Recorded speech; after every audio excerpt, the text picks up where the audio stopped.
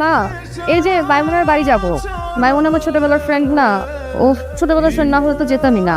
সামনে এক্সাম তো group study করতে হবে।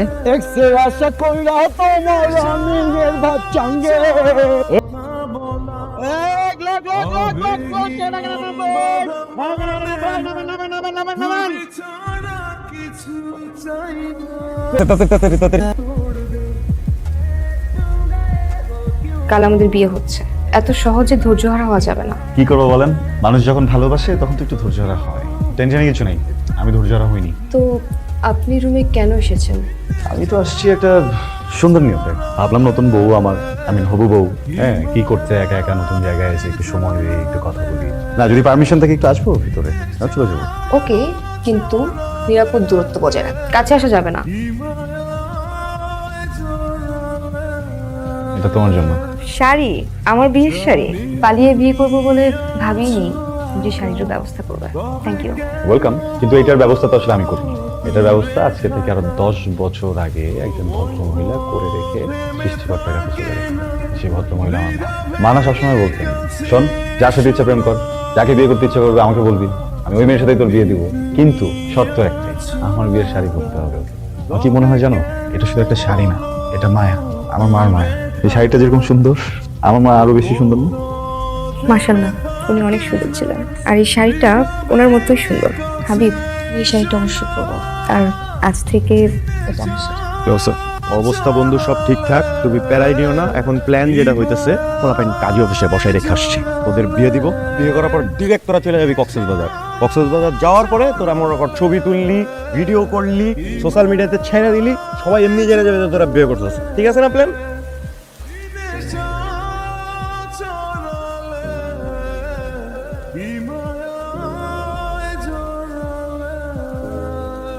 জীবনে বহুবার আমাকে দেখেছো, কিন্তু এভাবে তো দেখোনি। আগে তো কখনো বউয়ের সাথে দেখিনি। শোনো, একজন পুরুষ না দুইবার তার প্রেমিকাকে দেখে পাগলের মতো হয়ে যায়। প্রথমবার যখন প্রথম প্রেমিক পড়ে, আর দ্বিতীয় যখন প্রেমিকাকে বউয়ের রূপে দেখে। কিন্তু তোমার পাঞ্জাবি কোথায়, পাগড়ি কই? তোমার শাড়িটা বের করে মানে সবচেয়ে গোছাতে গিয়ে পালানোর সময় না মাথা কাজ করতেছিল না, জাস্ট তোমার শাড়িটার কথা মনে ছিল, এটা নিয়ে চলে আসছি।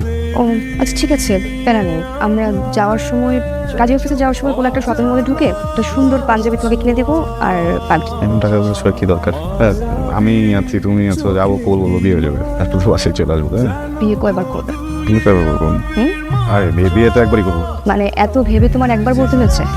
মানে ওই যে প্রতি বছর পালাবো না তোমাকে একবার করে নিয়ে, ওই প্রতি বছর একবার করে পালায় আবার বিয়ে করবো। একবার যেহেতু বিয়ে করবে, সো ভালোভাবে করবে, পাঞ্জাবি পরে, পাগড়ি পরে, একদম বরের বেশ। পাঞ্জাবি, পাগড়ি, মায়ের দেওয়া শাড়ি, এটা কি পরিবার পরিকল্পনা মন্ত্রণালয়? কেন জোর করে বানাইতেছো বলছো? টাইম শেষ হয়ে যাচ্ছে, তাড়াতাড়ি চল। চলো এখন প্লিজ। না, কোলে নাও। কবুল বলে তারপরে কোলে নেবো।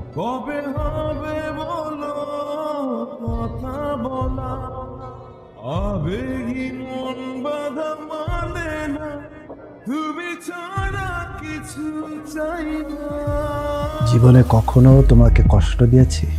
না বাবা। পৃথিবীর যে প্রান্তে গেছি, যেইটা মনে হয়েছে তোমার জন্য বেস্ট, সেইটাই আমি তোমার জন্য নিয়ে এসেছি। কখনো টাকার দিকে তাকাই, নেভার।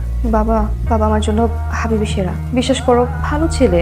ও তো স্টুডেন্ট, তোমাকে খাওয়াবে পড়াবে কিভাবে? ও তো চাচা চাচির সাথে থাকে, ছোটবেলায় বাবা মা মারা গেছে। না, আমি ভুল বলছি না, আমি চাই না তুমি আগামী দিনে কষ্টে থাকো। শোনো, আমি তোমাকে আমার নিজের জীবনের একটা ঘটনা বলছি। তোমার মার সাথে বিয়ের আগে আমার আরেকটা রিলেশন ছিল, আমি তার জন্য মরিয়া হয়েছিলাম। এমন কোনো কাজ নেই যেটা আমি তার জন্য করতে পারতাম না, পুরোপুরি পাগল ছিলাম। তারপর হঠাৎ একদিন আমার মনে হলো যে আমার যে ফাইন্যান্সিয়াল কন্ডিশন, এই অবস্থায় আমি যদি তাকে বিয়ে করি, আমাদের এই সংসার টিকবে না।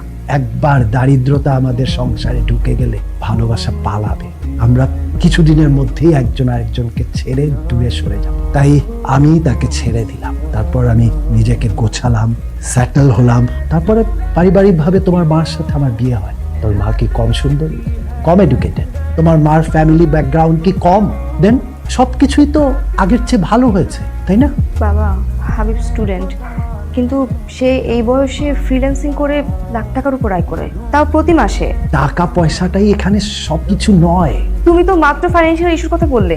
শোনো তমা, আমি যে ছেলের সাথে তোমার বিয়ে ঠিক করেছি তাকে বিয়ে করলে আমার ব্যবসায় হেল্প, আর এই ছেলের বাবা তো মিডল ক্লাস, মানে একটা সাধারণ চাকরি করে, আমার রেপুটেশন তাতে কমবে পারবে না। তুমি আমার সাথে ব্যাক। আমি তোমার সাথে যাবো না বাবা। ওকে, আমি যদি আজকে এখান থেকে একা ফিরি তাহলে প্রথম কাজটা কি করব জানো?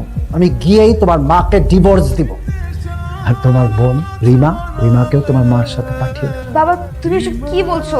আর ইউ ম্যাড? আমি আমার সিদ্ধান্ত অটল, এখন তুমি ভেবে দেখো তুমি কি করবে। ঠিক আছে, আমি যাই তাহলে।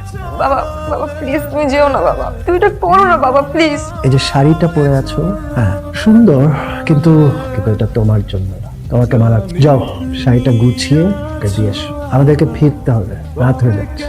তুমি যদি তোমার সিদ্ধান্তে অটুট থাকো তাহলে আমিও আমার সিদ্ধান্তে অটুট থাকবো। আমি মা আর রিমিকে আমার কাছে নিয়ে চলে আসবো।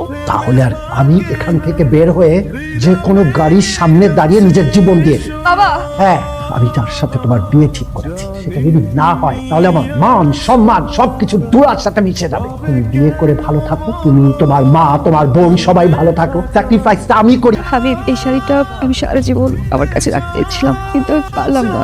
I am sorry. এই নাও তোমার মায়ের শাড়ি। তোমার বাবা এসে তোমাকে কি বলছে, তুমি কেন চলে যেতে চাচ্ছ, আমি কিছুই জানি না, আমি জানতেও চাই না। আমি জাস্ট একটা জিনিস জানি, যে চলে যেতে চায় তাকে জোর করে আটকাতে হয়। হাবিব তুমি আমাকে ভুল বোঝো না, আমাকে মাফ করে দিও।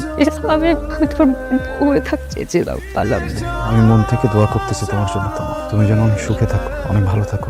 আমার শেষ একটা অনুরোধ রাখবে, আমি তোমাকে শেষবারের মতো একটু জড়িয়ে ধরতে চাই। এটা করো না প্লিজ, আমার ভিতরে ক্ষত আরো বেড়ে যাবে। আমি যে ক্ষত নিয়ে যাচ্ছি সেই ক্ষত থেকে আমার কত অনেক বেশি। নিজে প্ল্যান করলা তুমি পালাবা, আমার বিয়ের দিন এসে আবার তুমি প্ল্যান করতেছো তুমি আমাকে ছেড়ে চলে যাবা। আমাকে শেষবারের মতো একটু জড়িয়ে ধরতে দিলে প্লিজ। না জাস্ট এখনই চলে যাও, আমাদের জন্য একটা ইজি হবে, কথা না বাড়াই। হাবিব হাবিব হাবিব শেষবারের মতো একটু জড়িয়ে ধরতে হবে প্লিজ। হাবিব প্লিজ তুমি আমাকে বলছি।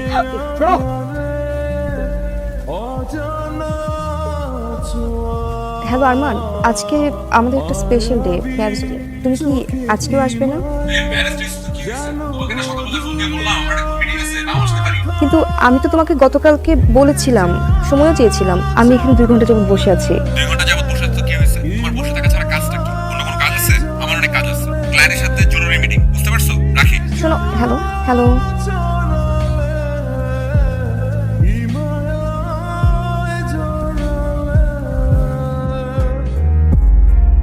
মেয়ের নাম কি দেখেছো? সোনারা। সুন্দর। মেয়েটা দেখতে যেমন সুন্দর তেমন তার নামটাও। Thank you. যাক ভালো লাগলো, তুমি বিয়ে করে ফেলেছো। মেয়ের বাবাও বলেছো। তোমার মেয়ের বয়স কত? 8 বছর। 8 বছর। আমার বিয়ে হয়েছে 7 বছর। তোমার মেয়ের বয়স 8 বছর। আমার ভালোবাসা পাখিদের ভালোবাসার মতো মিথ্যা না, তোমার ভালোবাসা মিথ্যে ছিল, কিন্তু তুমি চলে গিয়েছিলে। অসমাপ্ত গল্পের খলনায়িকা আমি। তুমি আমাকে ম্যানিপুলেট করার চেষ্টা করেছিলে, তাও 2 বার। একবার মাকে ডিভোর্স দিতে চেয়ে, আরেকবার নিজে সুইসাইড করার কথা বলে। কিন্তু আমি তোমার ম্যানিপুলেশনে পা দিচ্ছি না। আমি জানতাম আমারই তুমি বাবার ম্যানিপুলেশন ঠিকই ধরে ফেল। তুই তো আমার ব্যবসার দিকে তাকাবি না। আকরাম, আকরাম!